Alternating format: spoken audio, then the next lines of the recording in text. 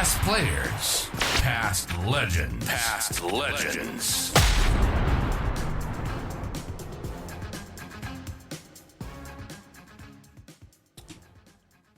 And tonight we welcome aboard Rick Neagle. Of course, 66 games, 84 goals.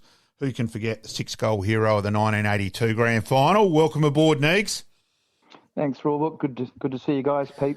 Thank you. Thank you, mate. Thank you for joining us. We'll start off right at the beginning, like we do with most of our special guests. Junior footy. Where did you start? We've got here somewhere in my notes that it was at Hackney High.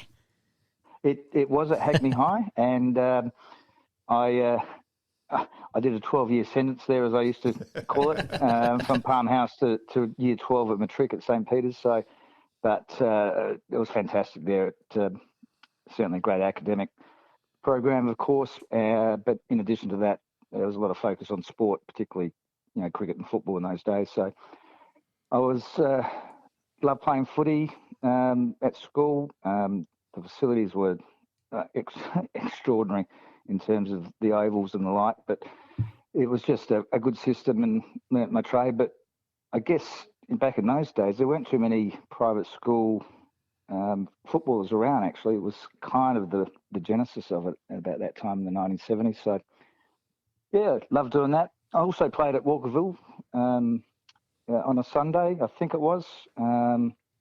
Used to play 2 games of footy a week, which was a bit extraordinary. So were you playing with Hales? Was Tom Harley then? You're about trying to work it out.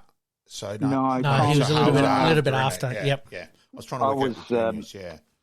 No, I was the physio at the footy club when Tom was playing. Yeah. So, and look, there's been some far greater scholars go through that school since I've been there. The likes of Gil McLaughlin and Tom Harley, of course, who are obviously icons of the AFL now. And Tom, obviously, knocking on the door for the big job, I think, too, from what I hear. Yeah. So it's just great to him. He has a skill set to take that job on, I think. So couldn't agree more. Good luck to him. So, Neags, good luck to him. 1975, you played 9 under-17 games, won the 19s. Of course, you did do one thing which jump aboard is something I do have in common with you, driving Jeff Wilson everywhere, mate. Then you played in the under-19s premiership side the following year. Yeah, and look, that was a great, extraordinary year because we finished top, and Duncan Fosdyke and Tommy Warhurst were captain and vice captain on that side. We had an abundant lot of players. Some of them went on to play league footy. There was a fair few of them that did that, but I recall that we had this guy called Davey Crocker and Paulie Motlop were playing, and Davey was this extraordinary 6'9" full forward with the best kick I've ever seen from a left footer. He didn't miss a thing, but he was 6'8", and he kicked bags of 9 goals with 3 guys on him, 6'2" with 4 guys on him. he kicked 15 goals. He had a lot of ability. Yeah. Oh, it was incredible. So we were destined to win the premiership that year, I think, with the quality of the people we had playing.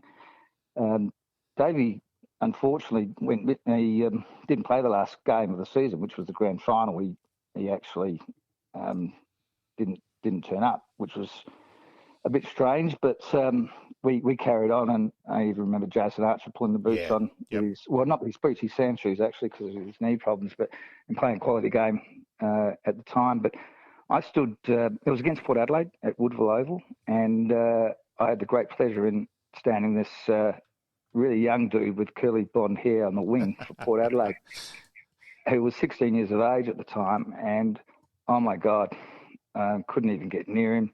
Craig Bradley, of course, is his name, and Braddles was just super, super slick, and he was best on ground. And even though we beat Port by 10 goals, he was amazing. It's just his ability just to run and run.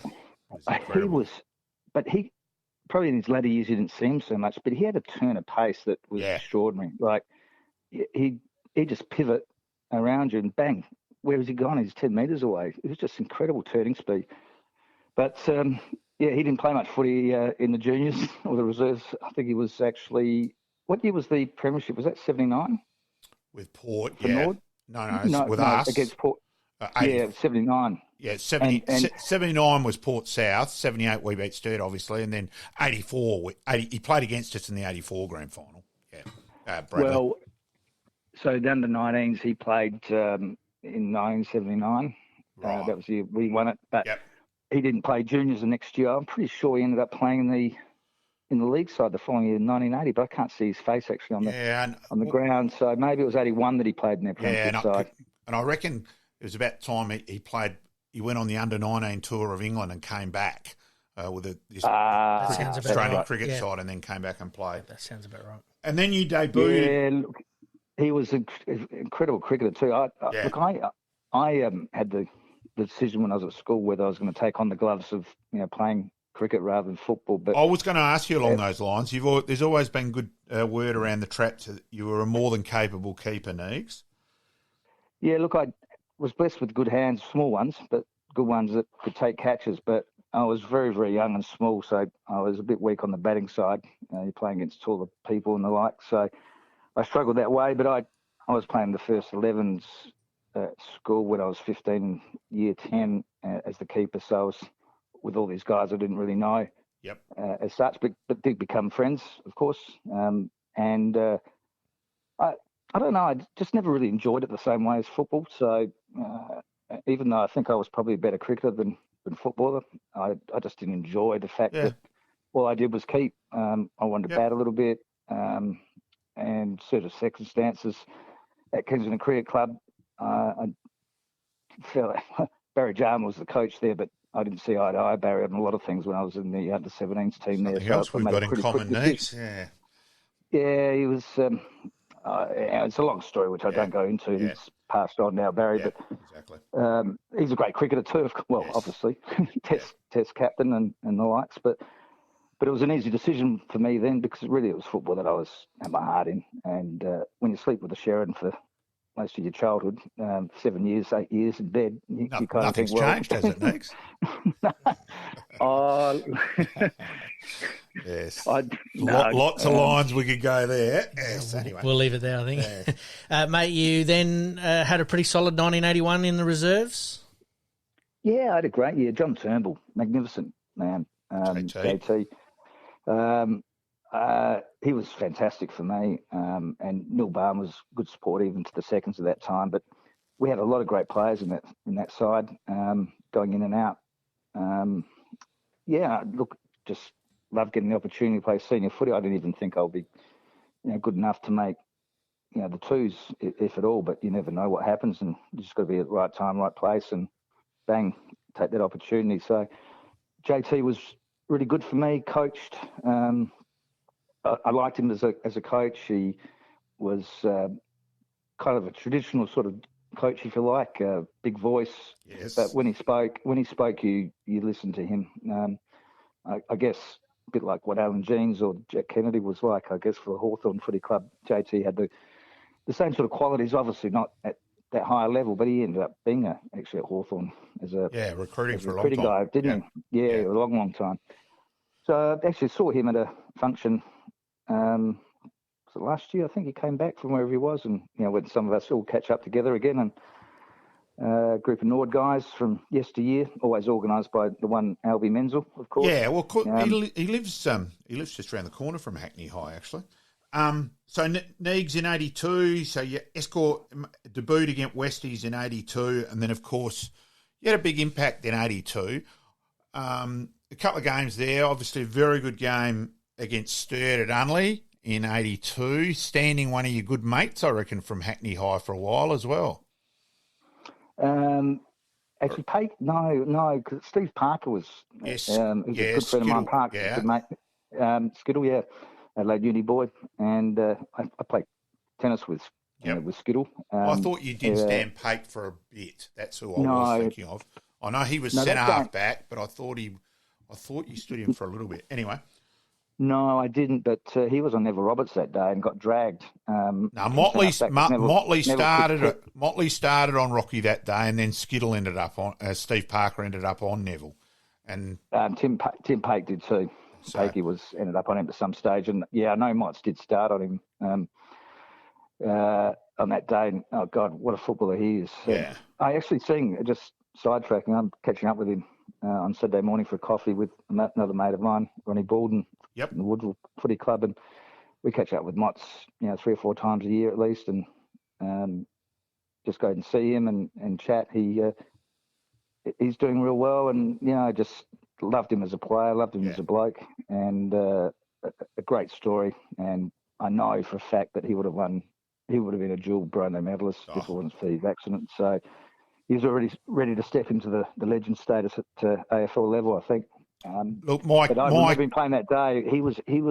He took some marks that day at Sturt, even though Neville had the better of it. I think Neville bagged about 10 goals that day from memory. But he was young and he just grabbed everything. He could good on the ground, good in the air, and my comment about Peter Motley is he had shades of Barry Robran, and I don't think you can give a higher praise than that. And that's always my comment about. Who said that? You or someone else? That's my thoughts, my opinion on it. I think we're in agreement there, mate. Neegs, I would say that too. Actually, I'd say that too. He's Robran-esque, isn't he? The way that he played. Yeah. Did that game?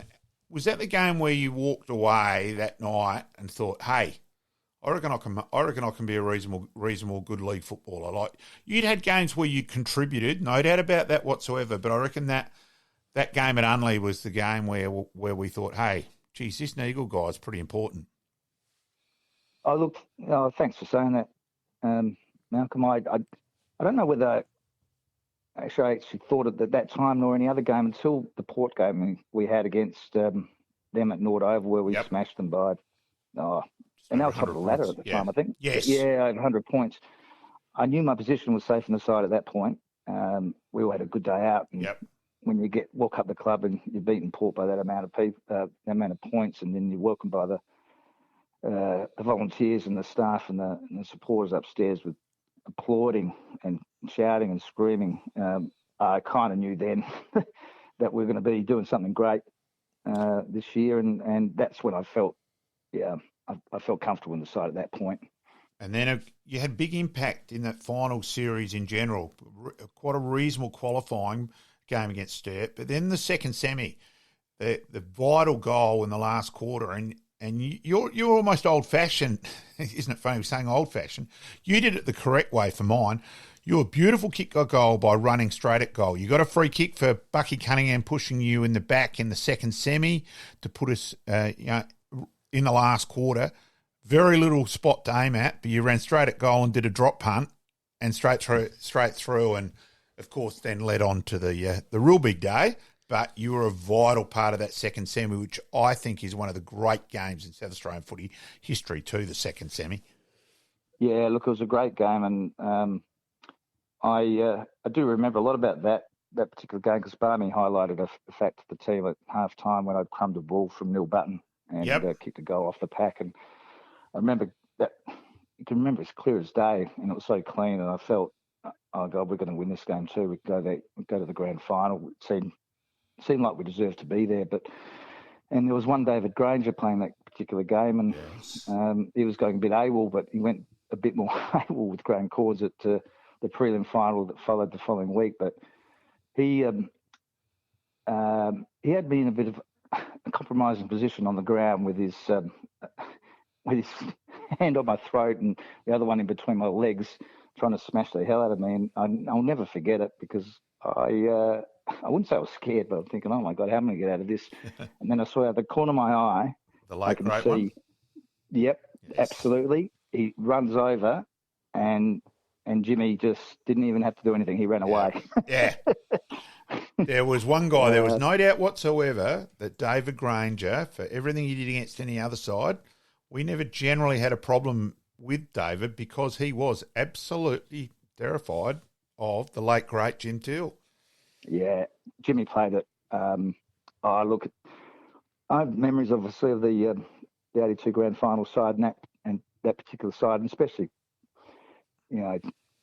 memories of Jim and Jeff Ferring, of course, of the other, who's the other person that's passed away from that side. But Jimmy was just an unfortunate accident, which was just destroyed a lot of people around the club. And I mean, Jimmy was a great leader. I mean, if there was any problem that I had. Even during that year, he counselled me a little bit. I was actually really close to him in 1983, where he gave me a lot of support about a few, just, I guess a bit like the AFL players say, I just want to be a good version of myself all the time and try and help improve. And Jimmy was a capable leader and shared a lot of advice to me, and not over necessarily just a beer, but just a chat at a coffee shop. Well, there weren't coffee shops around then, but maybe a walk in the park or the like. He was a tremendous champion of our footy club. Memories. What's your best moment from that 82 grand final? There was a particular time at halfway through the second quarter where Fozzie, I think it was about, we're kicking to the southern end in the second quarter, and we come off the first quarter being a goal or two up, but we took the game by just full on, and it was just a time when Fozzie kicked this goal. It was about 15 or 20 minutes into the second quarter. Yeah. I looked at him, from the middle, and I looked at him, and came up to him, and we both had this huge smile on our face because we could tell and look, I don't want to be too confident here or arrogant, but you know it when you know it, and they would have to do something extraordinary to beat us after that goal, and I knew it. And the way that Fozzie and the other players reacted at the time, it was a great feeling. You never stopped playing, but you just were so confident that it gave you this amazing sort of level of capability, I guess, to do things extraordinary, which a lot of players did in that team. I can't remember the week prior to that when we were training. We were training at full pace, balls being kicked at us, and nothing touched the deck. It was just extraordinary. We were so switched on, fit, and in time with each other. It was a great team. Good old finals footy, really. And you effectively did a drop kick goal in that grand final too, Negs, for that handball over the top. Yeah, actually, and not Michael Aish, Andrew Aish reminds me. He gave me two of those goals, which he did. Thanks, Aish. One physio to another. Yes. The great man that he is, and isn't he doing great work around the footy club these days? He is absolutely a legend with the work he does with the players at the footy club currently. So. And let's also remember what he did with the Maple Girls with both Sturt and Nord. He's just an exceptional individual, Andrew Aish. He's the BP, the quiet achiever, but very caring, compassionate, level-headed, just fantastic person. He is. He is a great person. And even he's doing, I guess his role as a chaplain, I guess, if you like. But it's more than that. It's more a mentor for the kids that are on the outside having a little trouble at home because they're away from their parents interstate. Just amazing support for those on the periphery more so. And those players eventually end up playing in the side, and they still seek advice and mentorship from him. So a big tick to Andrew. Yeah. So Negs, then 83, obviously a little bit disappointing, but you had quite a reasonable year, and of course we fell away a bit. The Westies were a very good side that year. I still say they were as potent as any side's been up forward. And then we, of course, lost the prelim. But you didn't play. Were you injured in 84, or what happened there? No, look, but on 83, we were really disappointed with that effort. Bang, 2 sets and we're out. So loss and loss. Westies and then Sturt. But, I agree with you about the Westies side, that extraordinary side.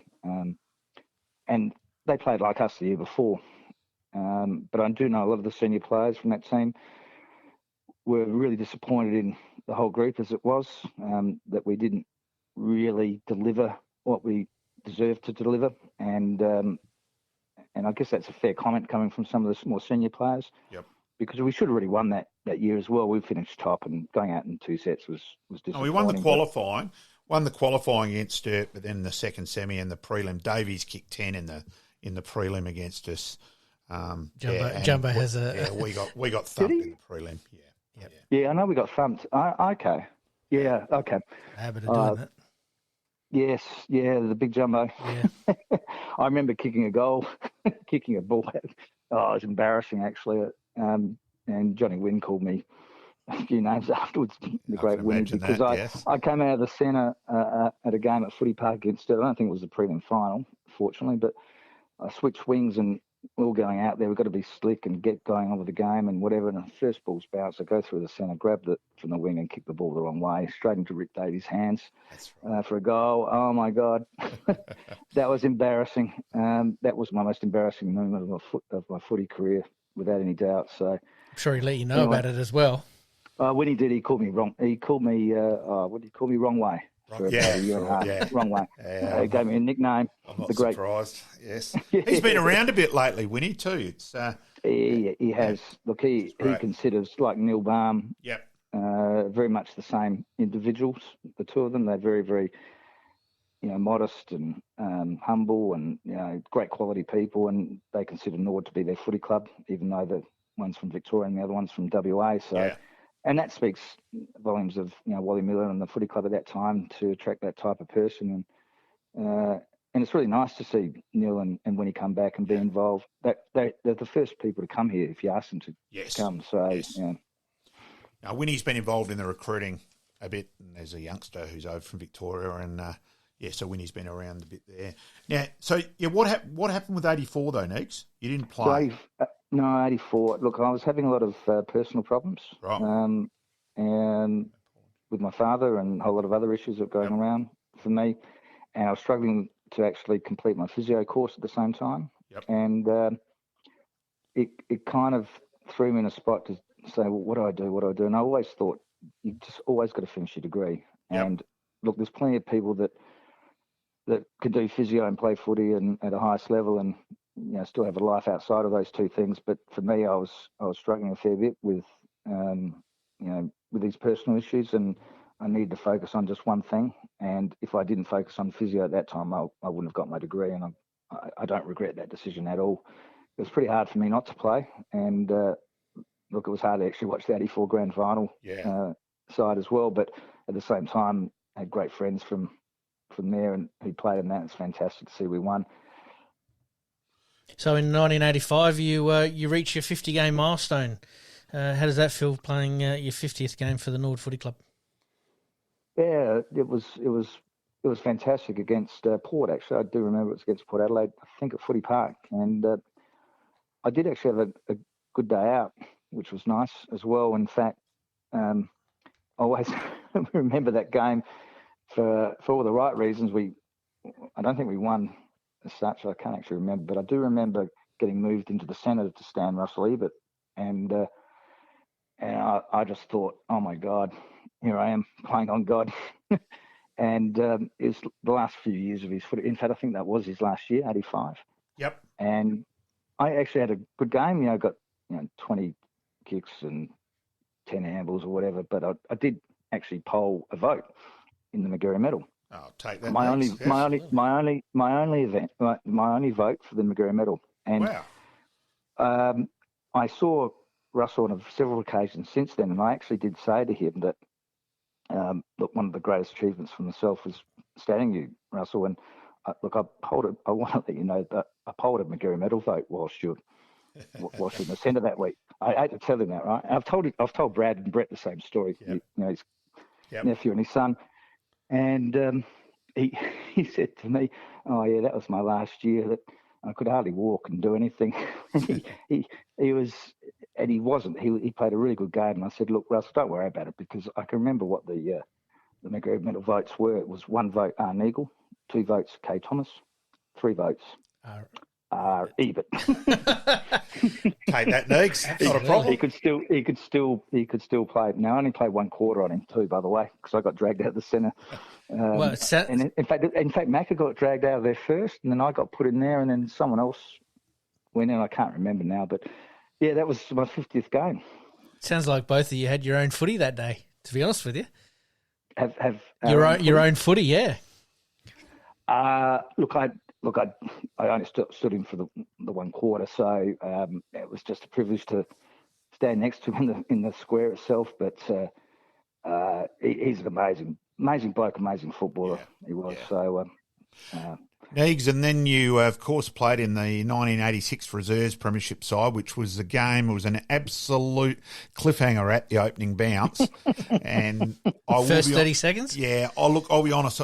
I got on really well with Phil Cox from Woodville, and caught up with him after the game, and he said, I had a look at the two teams closely last night, and he said, I thought it would be about that margin, actually, because Nord won by 100-odd points. And he said, I wasn't really worried if I had a beer or whatever. He said, I knew that we were really no chance. So now, Neegs, let's move on. Look, because as I've said on numerous times, love your 6 goals in the 82 grand final, all that. But way more importantly, you know how strongly I feel on this as well, the disability sector side of things.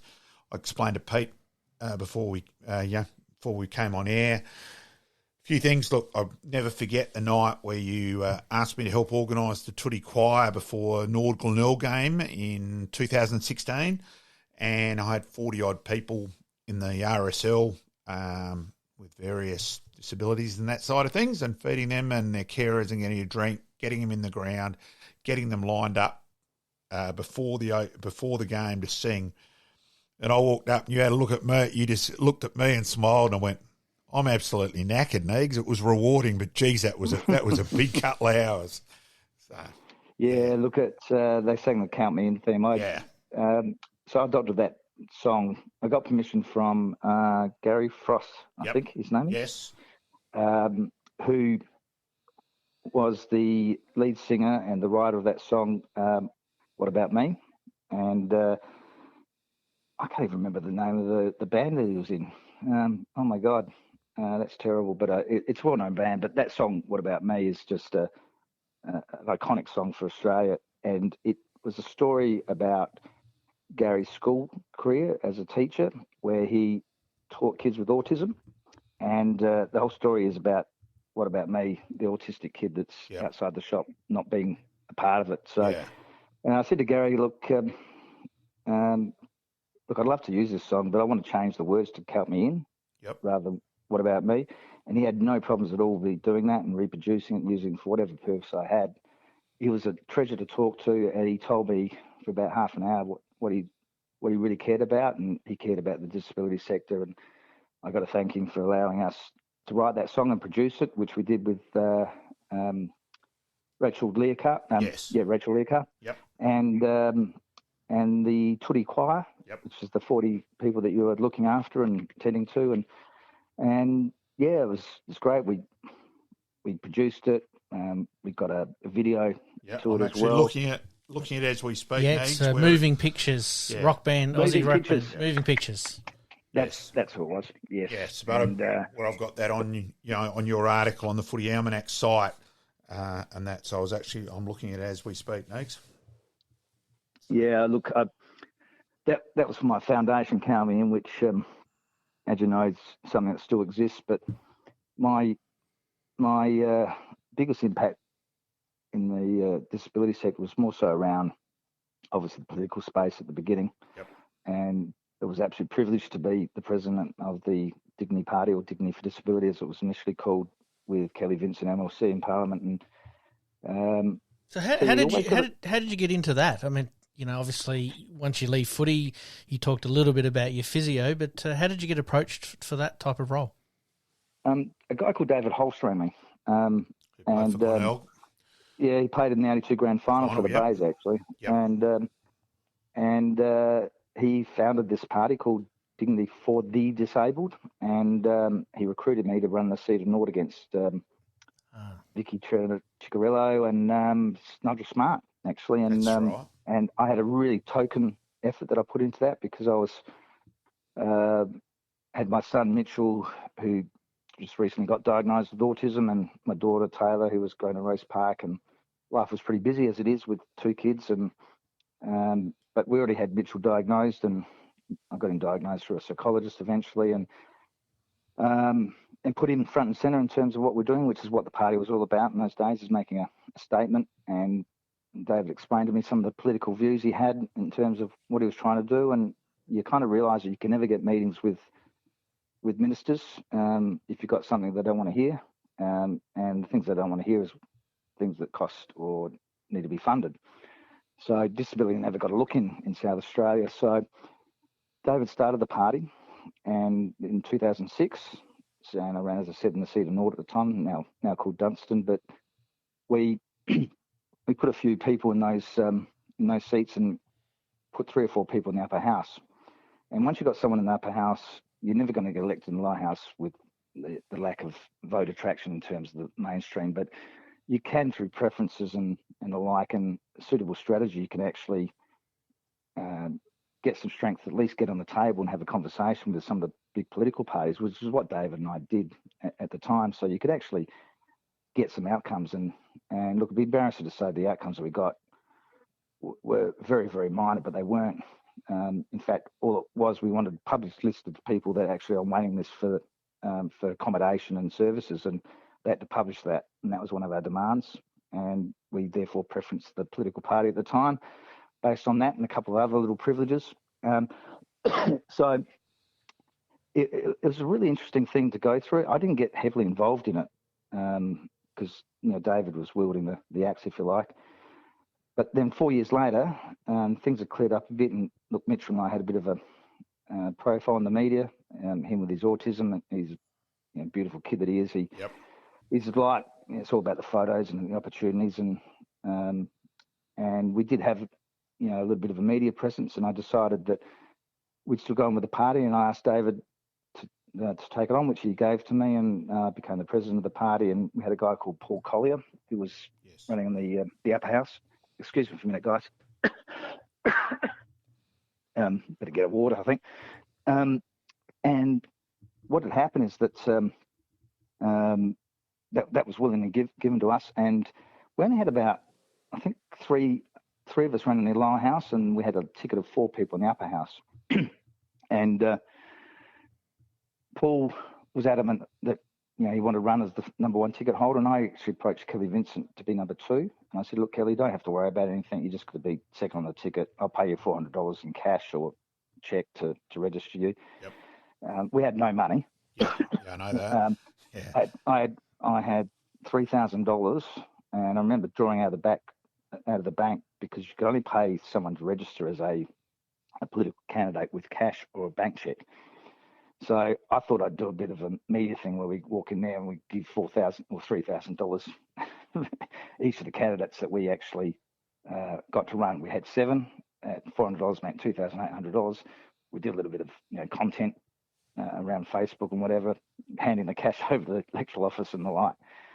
So on that particular day, that was the day before you draw the numbers out of the bucket for the electoral seat. So with your number 1, 2, 3, or A, B, C, D on the electoral sheet. And the good thing is that everyone wants is the donkey vote, which is the number A spot. So once you get the A spot, you get an extra 2% because people don't give a shit basically about who they vote for, and they just put A.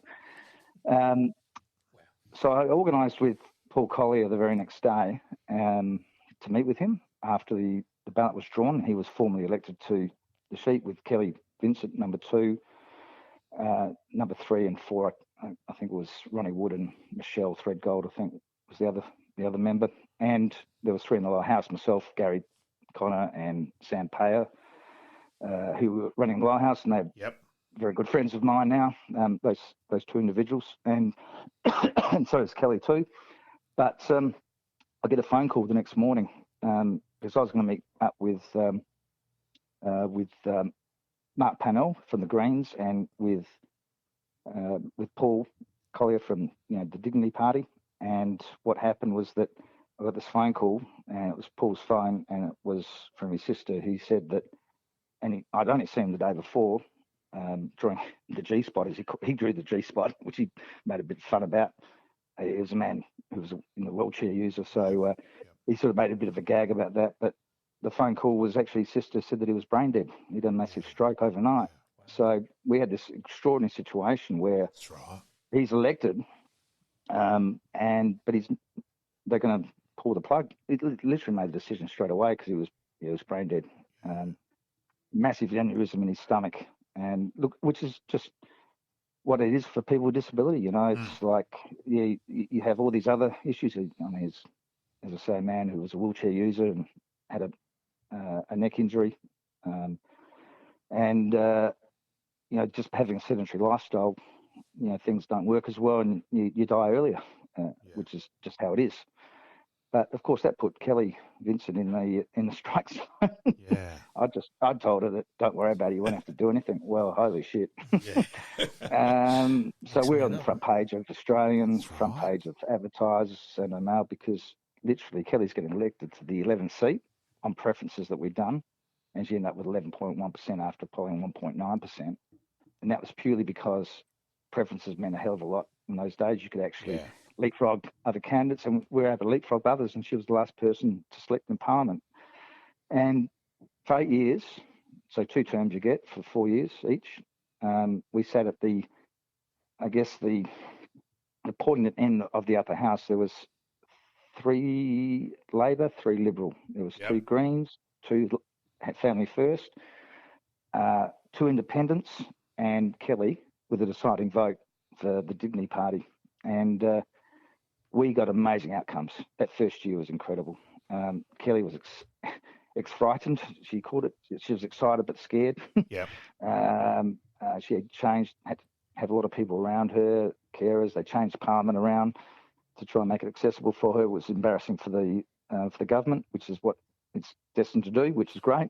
And Jay Weatherill was the Premier at the time. He got elected into power from the Libs. Or was it? Yeah, no, he was in. Yeah, no, it was the Labor government was sitting Labor, anyway. yeah. He's still so. And Jay was a fantastic man. We worked with him over the journey, before the election. Very approachable, and he was the Minister for Disability when we were really going hard 3 or 4 years prior to it, and he gave us about $400 million, and nothing to anyone else. The budget that he gave the first year was incredible. So Kelly did an amazing job in that space. And we changed legislation on many, many issues around the Evidence Act for protecting people with disabilities in vulnerable environments. John Rao got the credit for that, but really it was her through the Barriers to Justice program that we ran for many years. And it was her impetus and her presence in Parliament that got that through and drove it. So, and they're only 2 of the things that I could go on about, but she was amazing. Oh, look, Neegs too. It was, and she smacked me around a fair bit, deliberately, because I didn't get it. Some of the things I just didn't get about accessibility, which I do now. And my foundation, Count Min, is all about accessibility and universal design, which is really my thanks to Kelly Vincent, who really educated me about what that's about.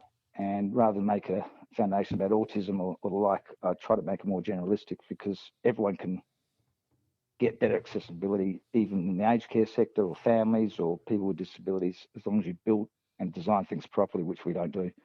A couple of things out there. Look, Neegs roped me in to help a little bit during those elections. He always put himself last and everyone else first. Probably could have polled better himself but he was always concerned with everyone else. Neegs. So I went in on election night to help with Neegs, and we'd lost. I was in a shitty mood. We lost outright, and I got in there within 5 minutes. I'm feeding a lady in a wheelchair who's pointing the other way, and I'm thinking, what right have I got to be pissed off about a Mickey Mouse game of sport? And I don't call Rick lightly, my life leveller. Mm-hmm. There's a few things. There was one day driving home from work, an average day, rang Neegs, said, I'll call into your joint, give you a hand looking after Mitchell for a while. And Mitchell with his autism gets generally one phrase a day, and that day it was, where's Will? And I was there for an hour or so. I stopped counting at 200. And honest in awe of Neegs with his patience with it all. Look, pretty incredible too that the first time he had to give mouth to mouth was to his own son. Look, Neegs. And in terms of that, as I said, love your goals in the grand final, but in reality, stuff all compared to everything else Neegs is doing and done for the disability sector. It's been certainly educational for me. There was once where I actually did help Neegs, was quite my memory for numbers and all that was when you got us to help go in to set up the office and that. And so it was wheelchair, diabetic access, there was shower stuff. And I've just quoted a figure to you, and you've sort of looked at me, well, how do you know that? And I've said, well, that's what it was when I was nursing with the aged care system. I don't reckon it would have changed much. Look, I'll ring Emma now and she'll look it up because my wife's an OT, so she looked it up, and it only changed by several millimetres. We would have got away, and Neegs went, Jesus, you remember bloody footy figures and this sort of stuff as well. So it's made me a better person. I hate saying that sometimes. No, but it is. it does. I get what you mean, Neegs. Your kids do. And really, I don't know whether I'm a social capitalist or a capital socialist, but I've always had something in me that wanted to do something. And obviously, when you have something personal like a child or with a disability or mental health problem or even problems of some kind, you either choose to get frustrated, which you do many times, or whether you turn around and see what we can do otherwise. And it's Mitchell that's run that, but it's a privilege to have been involved in the sector, and I'm pretty much away from it politically.